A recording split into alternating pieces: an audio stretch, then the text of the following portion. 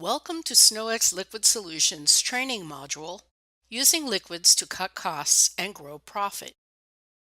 In this module, we will discuss the various ways in which using liquid strategies can reduce overhead costs and explore a variety of cost-benefit scenarios to get an idea of the potential material savings liquid approaches can provide. We will also examine different contract billing strategies for liquids and lastly, weigh the investment costs for liquid equipment against the potential return on investment. In the 2016 edition of the Snow Industry Benchmark Report, contractors were asked what one area of their business they would most like to improve, and operational efficiency came in at the top spot, outranking sales and marketing for the first time since the survey has been taken. Capacity and efficiency were identified as the top drivers of new equipment purchases, which, if that is the case, acquiring liquid technology offers vast potential to improve both. The strategy with the most potential to increase operational efficiency is DLA Anti-Icing, a transformative approach requiring substantially less material and labor to achieve desired results than traditional de-icing.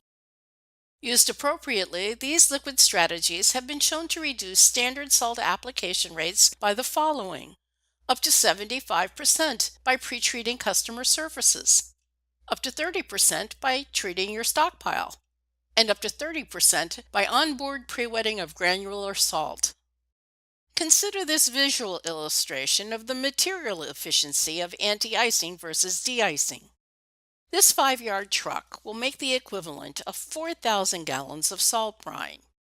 And each 1,000-gallon truck of salt brine used to anti-ice can achieve comparable results to using another 5-yard truck of salt to de-ice, making one truck of salt, turned into brine, do the job of 4. In addition to material cost savings, anti-icing is an overhead cost reduction and risk mitigation strategy shown to reduce risk and costs in a variety of areas, including post-storm cleanup costs for labor, equipment, and materials, liability risk and costs associated with slip and fall accidents, costs associated with accidents due to operator error resulting from crew fatigue, and repair and replacement costs for damages to customer landscaping and property. Preventative anti-icing has been shown to require 1/10 the overall cost of the traditional de-icing approach. Because that efficiency is largely achieved by a substantial reduction in post-storm cleanup, a decrease in extended overtime hours and crew fatigue are among the efficiencies achieved. And because customer surfaces are optimally protected from the beginning of a storm, risk of slip and fall accidents and the resulting costs are also minimized by an anti-icing approach. To further demonstrate the immense efficiency of taking a preventative anti-icing approach, observe these two pictures taken minutes apart, one of a property that was pre-treated and one that was not. Which one has the better level of service? Now, using commonly reported application rates for both salting and for pretreating, note the estimated comparative costs of service. Realize we are comparing an already achieved level of service in the right picture to a theoretical level of service that will be attained at some point in the future on the property on the left once plowing and salting measures begin. A much better level of service at substantially less cost. Another area with real potential for cost savings from using liquids is on sidewalks, where liquid approaches mitigate much of the damage done by ice melt products while maintaining superior levels of safety protection. In this example, we are comparing a granular versus liquid approach to pre-treating 1,000 square feet of sidewalk using commonly reported rates. The pretreatment with salt brine utilizes 1 gallon or 2.3 pounds of salt at a cost of 8 cents. The blended ice melt application utilizes 20 pounds of salt at a cost of $3.20. An 88.5% reduction in salt and a 97.5% reduction in material cost. According to the facility and grounds manager for a large healthcare facility in Minnesota, since adopting pre-treating and pre-wetting strategies, they have also been able to reduce the replacement costs of landscape damage by salting by 75%. This next illustration demonstrates how much more coverage can be achieved by taking a liquid versus solid approach to pretreating, utilizing 10 tons of salt or its equivalent in salt brine. The yellow highlighted section shows the 67 miles that can be treated by a traditional salting approach at 300 pounds per lane mile. The blue highlighted section is the area that can be treated by a liquid anti-icing approach, or 440 miles at 20 gallons per lane mile. This first example is a section of I-75 from Dayton to Mackinac. And this a section of I-94 from south of Chicago to Minneapolis. And lastly, I-95 from Washington, D.C. to Boston.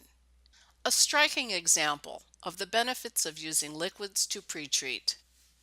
In addition to increasing operational efficiencies, the use of pretreating can also expand the capacity of existing resources. Employing a preventative anti-icing approach frees up much of the labor, equipment, and material resources customarily allocated for post-storm cleanup. These can be reallocated to expand capacity using existing resources.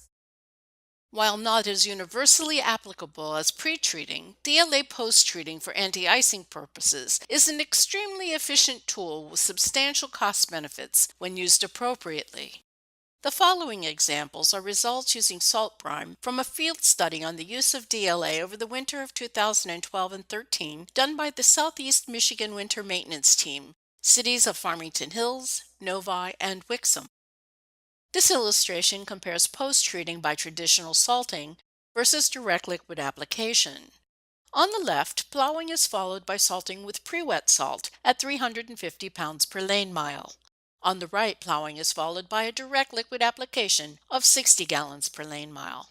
The results shown here 30 minutes later are relatively similar, but the difference is in the amount of salt used and the cost.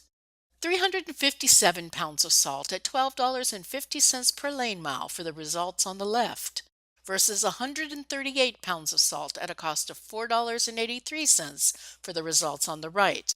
A 62% reduction in cost with a comparable result. In this parking lot example, salt brine has been applied directly to the surface of unbonded accumulation instead of plowing. This picture was taken immediately following a direct liquid application of 55 gallons per lane mile. And this is the following morning with no traffic on the parking lot overnight. The gray box is used to illustrate the difference in cost between DLA and traditional salting. All such estimates are based on $70 per ton of salt and 8 cents a gallon for salt brine and do not represent actual data relative to the applications shown. Here DLA results were achieved using the equivalent of 126 pounds of salt per lane mile versus 350 pounds for traditional salting, and at an estimated cost of $4.40 compared to $12.25, a 64% reduction in cost. This last example is of a lightly trafficked residential street immediately prior to a post-treatment of 45 gallons of salt brine per lane mile. And this is what it looked like only 25 minutes later. Again, the gray box shows the comparative use of salt to achieve these results at 103 pounds for the DLA versus 350 pounds for traditional salting, and at a cost of $3.60 versus $12.25. Black and wet in 25 minutes at 70% less cost. In the next section, we will examine a variety of hypothetical cost-benefit scenarios contrasting preventative anti-icing to the traditional de-icing approach. Before we get started, please note that the next 4 slides utilize commonly reported best management practice application rates for anti-icing applications. The rates for de-icing come from a 2015 Snow Magazine State of Salt report, where 60% of contractors surveyed indicated using salt application rates of between 1 to 2,000 pounds per acre to achieve acceptable results. To avoid any semblance of exaggeration, these examples factor in both a pre- and post-treatment for anti-icing, when in many cases a post-treatment may not be required.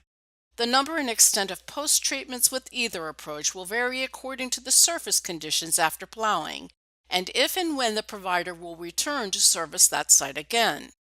That said, it is important to emphasize that a de-icing approach has been proven to require substantially more labor and material than an anti-icing approach.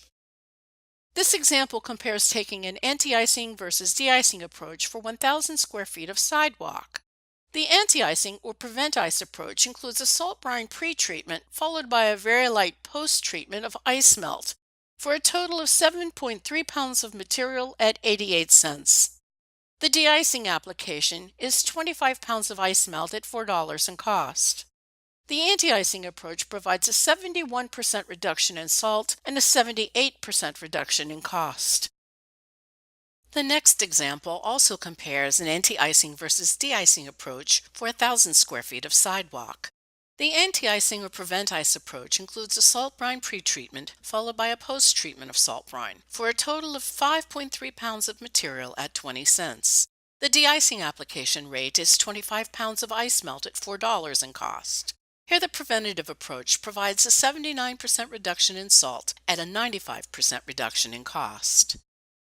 This example compares taking an anti-icing versus de-icing approach for a 1-acre parking lot. The anti-icing or prevent-ice approach includes a pretreatment of salt brine followed by a light post-treatment of pre-wet salt to maintain and extend anti-ice conditions for a total of 231 pounds of salt at $8.10 in cost. The de-icing application rate is 1,000 pounds of salt at $35 in cost. The anti-icing approach provides a 77% reduction in salt and cost. The last example also compares an anti-icing versus de-icing approach for a 1-acre parking lot. The anti-icing approach includes upper-end best management practice application rates for both pre- and post-treatments of salt brine for a total of 218 pounds of salt at a cost of $7.60. The de-icing application rate again is 1,000 pounds of salt at $35 in cost. Here the preventative approach provides a 78% reduction in salt and in cost. Now we have demonstrated the immense capacity for cost reduction provided by preventative liquid strategies. Let's examine how they can increase the top and bottom lines and the profit potential within different billing structures. In a per-application contract structure, liquid services can increase both the top and bottom lines. In fact, this is the contract structure where it is easiest for a contractor to cut costs and increase revenue. By adding anti-icing applications, it is possible to increase revenue, the top line. And by reducing salt usage, it is possible to increase profit margins, or the bottom line. It is suggested to build the same for both liquid and granular applications.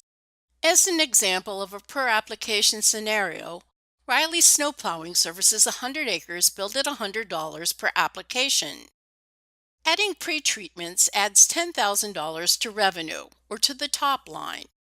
Both plowing and post-treating contribute to the bottom line because of the reduced amount of time and materials required as a result of anti-icing earlier, reducing costs between 50 to 75%.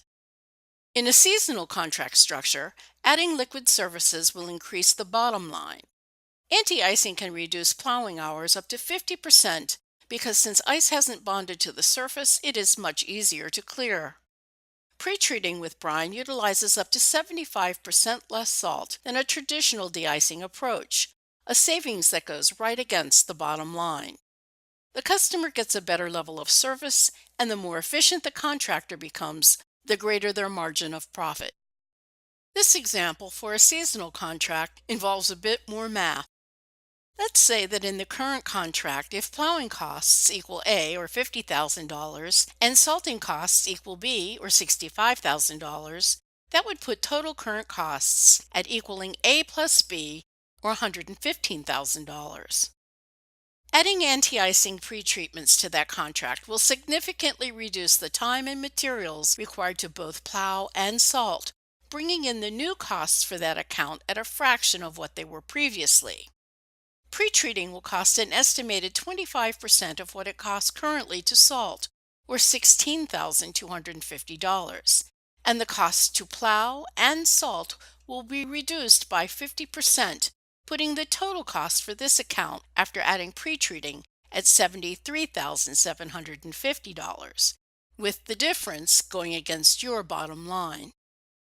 Time and materials contracts discourage operational efficiency and are the most challenging to incorporate liquids into. In this contract structure, the more efficient the contractor becomes, the less he makes. These are rapidly becoming non-viable in a business growth model, and innovative providers are moving to reduce the number of time and materials contracts in their portfolios. Phil Sexton from CIMA put it very well. Charging for salt with no consideration for standard methods or rates is not sustainable. The solution? Changing to a pricing method that accounts for meeting level of service expectations and providing accessible and safe conditions, not for the amount of salt used. This slide provides an idea of how much revenue can be generated by 1 ton of salt or its equivalency in salt brine. Charging $100 per acre serviced, de-icing the traditional way with dry salt will service 2 acres at $200, while de-icing with pre-wet salt services 4 acres at $400. De-icing with pre-wet pre-treated salt will service 6 acres and gross $600. DLA post-treating will service 14.5 acres at $1,450, and anti-icing pretreatments at 35 gallons per acre will service 25 acres and gross $2,500. Looking at this, which approach is ultimately the most profitable? So what's your number? Taking into consideration investment costs for new equipment to make and/or apply brine, how soon would you start to profit from your investment in liquids? SnowEx has developed a material application cost calculator to help you get that answer. It is available for you to download online. It is a simple tool to use. Just follow the instructions in the red box, plug your numbers into the green boxes, and the calculator will provide your results. It is impossible to overstate the importance of calibrating material application equipment, monitoring and controlling of material output, and using the right snow and ice control strategy at the right time. Without employing these best management practices, it will be impossible to continuously improve material strategies and achieve the return on investment you expect. Finally, liquid strategies reduce a broad spectrum of overhead costs and improve profit margins through increased efficiency and capacity, providing great potential for a swift return on investment. Thank you for your interest in liquid solutions. For additional information on reducing costs, see the training modules Using Liquids to Improve Safety Outcomes and Reduce Liability, and Using Liquids to Reduce Salt Damage to Customer Property.